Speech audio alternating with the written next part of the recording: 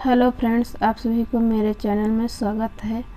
आज हम आपको बताएंगे अल्पप्राण, महाप्राण, घोष, सघोष, ये सब बताएंगे इस वीडियो में। तो चलिए हम देखते हैं कौन सा वर्ग क्या कहलाता है और किसका कहाँ से उच्चारण होता है। ये है क वर्ग। इसे क वर्ग में का से अंगा तक जो है 5 अक्षर आता है। इसका उच्चारण जो होता है कंठ से होता है। और ये च वर्ग, दूसरा च वर्ग, च वर्ग में भी 5 अक्षर हैं। च से लेकर के यहाँ तक इसका ताल से उच्चारण होता है। और ये ट वर्ग है। ट वर्ग में भी 5 अक्षर हैं। अड़ा तक इसका मूर्धा से उच्चारण होता है। और फिर यहाँ त वर्ग है। त वर्ग का दंत से उच्चारण होता है। जब हम उच्चारण करते हैं दांत का भी उसमें सहारा लेते हैं। ये प वर्ग, प वर्ग में ओष्ठ से इसमें हम उच्चारण करते हैं। तो ये हो गया उच्चारण की किस वर्ग का कहाँ से उच्चारण होता है। और ये जो क वर्ग, च वर्ग, ट वर्ग, प वर्ग, त वर्ग, प वर्ग, ये जितने हैं का से लेकर के जो ये सभी हैं माँ तक, इन्हें स्पर्श व्यंजन के भी नाम से जाना जाता है। तो अगर पूछ दिया जाता है कि स्पर्श व्यंजन की संख्या कितनी है, तो स्पर्श व्यंजन की संख्या टोटल 25 हो जाती है। और ये जो लास्ट के जो ये 5 अक्षर हैं अंगा, इया, अड़ा, ना, मा, तो ये सभी पांचों अक्षर अनुनासिक अक्षर कहलाते हैं, अनुनासिक वर्ण कहलाते हैं। क्योंकि जब हम इसको बोलते हैं, प्रयोग करते हैं, तो इसमें हम नाक का सहारा लेकर के बोलते हैं, इसलिए इन्हें अनुनासिक व्यंजन के भी नाम से जाना जाता है। अगर पूछ दिया जाता है कि अनुनासिक व्यंजन की संख्या कितनी है, तो इसमें 5 हो जाएगी। और कभी कभी घुमा करके भी प्रश्न पूछ दिया जाता है कि जैसे दे देगा, छा दे देगा, गा दे देगा, इया दे देगा, इस प्रकार से। और जैसे डा दे देगा। अब इसमें से पूछ दिया जाएगा अनुनासिक व्यंजन कौन सा है, तो इसमें से जब ये पता रहेगा तभी बन पाएगा। अब हम इसी से आपको बताएंगे अल्पप्राण कौन से संख्या होती है, कौन से महाप्राण, घोष और सघोष कौन सी संख्या है। तो पहले हम उसकी परिभाषा जानेंगे।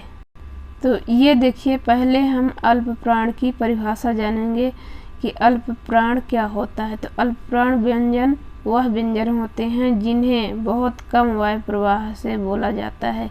यानी ऐसे व्यंजन को या ऐसे वर्ण को जिनको हम बोलने में कम ताकत लगाते हैं या कम उसमें वायु का प्रवाह होता है, उन्हें अल्पप्राण कहा जाता है। अल्प यानी कम। और महाप्राण व्यंजन वह व्यंजन होते हैं जिन्हें मुख से वायु प्रवाह के साथ बोला जाता है। महा का मतलब होता है कि यानी बड़ा, यानी अल्प से थोड़ा ज़्यादा। तो ऐसे वर्णों को जहाँ पे हम बोलते हैं, जहाँ पे हम तेज उच्चारण में बोलते हैं या फिर वहाँ वायु का प्रवाह जो होता है तेज होता है, ऊंचा होता है, ऊंचे स्वर में बोला जाता है, वहाँ पे महाप्राण होता है। तो अब आप इसमें देखिए अल्पप्राण कौन कौन से अक्षर हैं। तो ये जो सभी वर्ग हो गए, क वर्ग, च वर्ग, ये ट वर्ग, त वर्ग और प वर्ग, तो ये जितने 5 वर्ग हैं, 5 वर्ग के जो ये पहला अक्षर है, ये पहला अक्षर, तीसरा अक्षर और ये 5वां अक्षर, ये जितने हैं पहला अक्षर, तीसरा अक्षर और 5वां अक्षर, ये सभी अल्पप्राण अक्षर कहलाते हैं। इसी प्रकार से ये सभी वर्ग के तो चा, टा, ता, पा हो जाएगा। इधर गा, जा, अड़ा, दा, बा और इसमें 5वां अक्षर तो अंगा, इया, अड़ा, ना, मा। तो ये जितने अक्षर हैं, तो पहला अक्षर, तीसरा अक्षर और यहाँ पे 5वां अक्षर। तो ये जो है पहला अक्षर, पहला ये पहली लाइन हो गई, पहला अक्षर सभी वर्ग के पहले अक्षर हो गए, ये दूसरे अक्षर हो गए, तीसरे अक्षर, चौथे अक्षर हुए, पांचवें अक्षर सभी भी वर्ग के।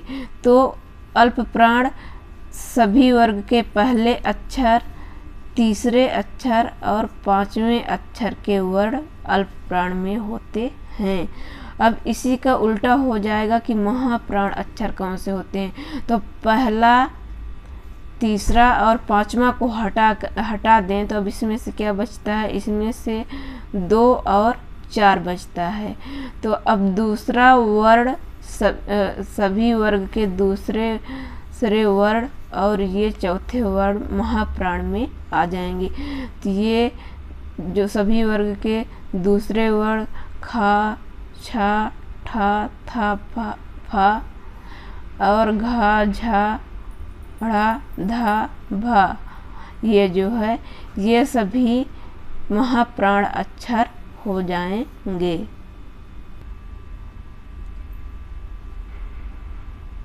ये पहली लाइन, तीसरी लाइन और ये पांचवी लाइन अल्प प्राण में सब आते हैं और इसके अलावा भी अल्प प्राण में या, रा, ला, वा स्वर अक्षर आते हैं, जो है ये यारा, लावा एवं सभी स्वर आते हैं। तो आ से लेकर के अ तक जो स्वर हैं वो सभी स्वर भी आते हैं और यारा, लावा भी, ये अल्प प्राण में भी ये सब आते हैं। और महाप्राण में दूसरी पंक्ति के सभी अक्षर का वर्ग से लेकर के पा वर्ग के और चौथे अक्षर के का वर्ग से लेकर के प वर्ग तक के अक्षर आते हैं। और इसके अलावा सा, खा, सा, हा ये जो अक्षर है तो ये भी महाप्राण के ही अंतर्गत आता है। तो इस प्रकार से ये अल्प प्राण और महाप्राण हो गए और किस अक्षर का कहाँ से उच्चारण होता है ये हो गया। तो हम आशा करते हैं कि आपको ये वीडियो पसंद आएगी और आप हमारे चैनल को सब्सक्राइब करें, लाइक करें और ऐसा ही वीडियो नया पाने के लिए कमेंट करें।